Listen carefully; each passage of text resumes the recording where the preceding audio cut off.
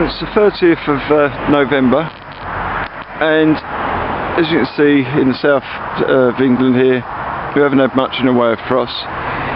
This is Canora Challenger here, and as you can see they're pretty green still. There's a lot of confusion or debate about when to lift tubers. In my mind, I wouldn't want to lift them much before the end of October in this part of the country, as they're still generally growing. You can wait for a frost to stop them growing, but really if you get to this time of the year, we haven't had the frosts, the plants have stopped growing, and they've probably made about as much tuber as they're going to. So it's time to start digging them up. There's nothing technical about lifting a tuber, you just got to cut the support away, in my case canes, prune a plant down and dig it out. I'll show you that in a moment, but I've been doing this for 3 weeks, so I started in November as there is a lot to come out, and any time I would say during November is fine for lifting tubers. If you intend just to grow a few plants in the garden, I know a lot of people can just leave the tubers in the ground, cover the main stem with some straw, and quite often they will overwinter in the ground and reshoot in the spring. But just to safeguard the stock, it is best just to lift them and store them for a short while and get them going.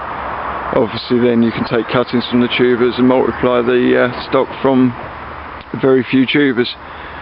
So I'll just cut this one down and lift it up, and then we'll go on from there. So we've just cut the plant down to about 6 inches. We'll probably prune this further later. You can see the straw is still on the ground, a lot of it has broken down and what's left to be dug into it just to improve the structure. Now I tend just to push the spade around the tuber about sort of 9 inches from each side. And I use a spade, some people use a fork, but I don't mind if it's sort of 9 inches away from the stem. If I just cut the tuber, I will probably do so anyway in the cleaning process. So the spade's in, and it's just a case of lifting up under and lifting the tuber out the ground. Now, excuse the shakiness, but then we'll just take it out and give it a light shake. There's a tuber with the soil that's fell off, and all I shall do now is just clean the worst of the soil off and prune that stem down and take it into the greenhouse.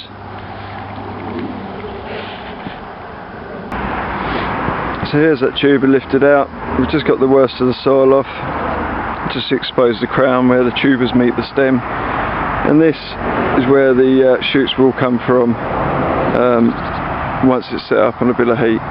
All we need to do now is to keep this in its dormant state, so it'll go into the greenhouse and just be stored for a few months. So we'll go off there now and I'll show you the rest of the tubers that are in there and what I tend to do to them next. This is the greenhouse at the moment. I've been lifting for about 3 weeks, and the first tubers by the door were the first ones up, and they've just had the worst of the soil taken off, shaken off mostly, and just turned upside down for about a week. And now you'll see that the soil around the plant is dry, and that will shake off or pick off when we need to clean these up a bit more. The tops of the stem is nice and firm, nice and hard, and has dried. I mean, you get some strange tubers, every variety seems to be different. Some are more clump-like, like this, but equally are good. They will all generally keep well. Others have lovely small stems like that, and a decent tuber. And again, the smaller the stem, the better they tend to keep. These are the ones that I lifted today. As you can see, they're upside down at the moment, just to allow the water to drain out of the stems. They'll stay like that for about a week, and then I'll turn them up the right way up and just keep them as cool as I can. I don't like putting heat on, but I will keep it frost free. There's a fan there, it's only on blow, just to blow across the tubers that have recently been lifted to help dry the soil on them, and that will just keep the air moving. It's important to keep air circulation around the tubers at this time of year. They will go mouldy if they don't. Tend to leave the greenhouse door open on a nice day like today, close it overnight and just keep the fan moving. They're upside down mushroom trays that they're on, and they're slotted so you can see the air moves underneath, and we've not got any dampness sitting on the tuber, and these will be fine now. What I'll do next is go through and where we've got all this fine hair roots, I'll trim all of those off. This is a very large tuber of Rycroft Jan, and I'll just trim those off, leaving the substantial tubers, and that'll be ready to keep for as long as we need to, or until the tuber is put on some heat. And this is the tuber, the same one as the Jan. So we've just cleaned off any of the hair roots, small tubers, anything that's damaged. It's just been cut off. Best tool for that is probably a pair of decent kitchen scissors. And we've just cleaned it to leave the main tubers. Now these are nice and plump. We don't want them to shrivel too much. Some people may bed this into some dry peat just to sort of stop it shrivelling, but as long as the temperature isn't too high, there's not too much light getting into the greenhouse, then these will keep perfectly well until we need to get them into growth. Now some may cut that large stem back harder. I'm quite happy that it's dried, so I don't really want to cause more damage to the tuber than necessary, or to the stem, and for me that will keep quite happily until I want to get it away and start looking to take some cuttings from it, and that will just stay on the bench now as done until we're ready. Now if we've got tubers that we haven't got very many of, the odd one or two, well, I didn't make particularly good tubers, I tend to just get them going in one of these propagators straight away, straight out the ground and onto some heat. They're on about 17 degrees heat, and quite often if they don't actually go dormant, you can get them growing literally straight out the ground. These ones, as you see, there's a lot of tubers in that tray. That's because they didn't make a very good tuber, and already so we're the 30th of November, there's shoots coming already from these. So just keep them ticking over, maybe take a few cuttings if necessary, but it's just safeguarding the stock. Other varieties like the Cherwells, Oakwood Goldcrest and Cherwell Goldcrest, that aren't very good at waking up, they're very slow at coming round and throwing shoots. I've just got some pot tubers there that have gone on the heat already, and hopefully we can get those moving earlier rather than later. So there's not many, but I'd rather put a small amount of heat just onto a propagator and get things rolling than lose the stock and have to start again. So if you've got one of these, it's handy. If not, generally the tubers tend to keep, but I'm looking for quite a few plants from these, so it's better to be safe than sorry. Ready. Well, when the tubers come into the greenhouse, as you can see down here, they've been in here a couple of weeks now, just drying off. I turn them upside down, I turn them the right way up, and then I cut them right down to about an inch above the top of the crown of the tuber. And at that stage I trim up the complete tuber to look something like that as a finished article when it's been fully trimmed. I also whittle right through the stem. I think the reason people lose tubers is they think they're dried out, and they're not, because this pithy bit right in the middle, you need to core it out really, rather like that. You don't want to stab yourself in the arm while you're doing it, but you go right through like that, and all of this pithy bit comes out. And once you get an airflow through the middle of the stem, it allows it to dry thoroughly. And a lot of people forget that, and they think they've got a dry tuber, like a tuber like this. You think it's dry, but once you whittle through that stem, you've still got this wet bit which will rot in storage, and that's a problem. And then when you've finished it all, you've gone right right through the stem like that, so that the knife comes out the other side and the air can go through, and that will dry within a week or two. That will be fully dry, and that will store right through the winter until you're ready to start into life next year.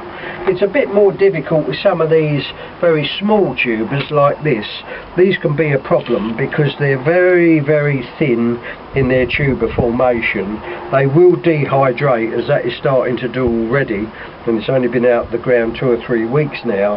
And ones like that, you do need to trim up. You can't go through the stem obviously because they're too thin, and then you bed them down in peat, dry peat, or potting compost until you're ready to start, and then you just water the bed and away they go. Well, tell me, all of these pot tubers were spare plants that I had. So on something like Canora Superb, which I don't grow for exhibition, I just keep 3 pot tubers of each of these varieties that I've no intention at the present time of growing for exhibition, but I might need stock in future years of it. I just put 3 pot tubers down, and what the pot tuber is basically is you've got lots and lots of plants, maybe 1,000, 2,000 plants here by May, and they're all in these softer pots like this, and the ones I need to plant, I plant. The ones that are left over, I either let other people have them, but I make sure that I keep 3 plants in these pots back of each variety. Hence I've built up over the years over 100 varieties here, some of which I haven't grown for years, but I've ticked the stock over by keeping spare plants over at the end. I just put them in these polystyrene trays, excuse me, like that. And the reason that you need them in a tray, your pot tubers, is that they don't blow over and you're forever picking them up. So I just put them alongside the greenhouse, 15 to a tray, 3, 3, 3, 3 and 3. 5 varieties, 3 plants of each, and I'll have 3 nice little pot tubers like the one that you just saw, like that, coming out of the pots, and it allows me to keep the stock of these varieties going into the next season and next season until I'm fed up with it, and then I don't grow that variety perhaps anymore. But a lot of these I haven't grown for years, like Hillcrest Suffusion, Hillcrest Embers, Ivor's Rhonda, and so forth. They're varieties that I don't grow, but I keep ticking over. And the way to do it is just make sure you've got enough plants, keep a few plants back, and to get a good pot tuber, don't look after the tuber too well. The art is to sort of nearly kill it. So you put it on, you make sure it's got a good root system, and if it's a bit starved for water, don't worry about it. The poor little tuber, the poor little plant thinks to itself, I'm not going to die, I'm not going to die, I shall make a tuber. And it forces it into making a tuber the fact that you've neglected it. It's a totally different way of doing it from an exhibition plant where you're really nurturing it and look after it and doing your best for it. With a pot tuber, you want to force it into making a tuber. It thinks it's going to die because you're not watering it enough. And once you form that tuber, you water it now and again, you feed it now and again, but they get sprayed now and again, but they don't get any special treatment. And if you're lucky, you'll get tubers like that on each one. Some are naturally good tuber makers. This is called Rycroft Yellow Orb, one of Phil Godsmark's new varieties, a good tuber maker. Some of the poms like Hallmark, Ivor's Rhonda, they're not. And that's the reason that you keep a pot tuber, because it might not make a good pot tuber in the ground like all the ones you've seen along the bench there.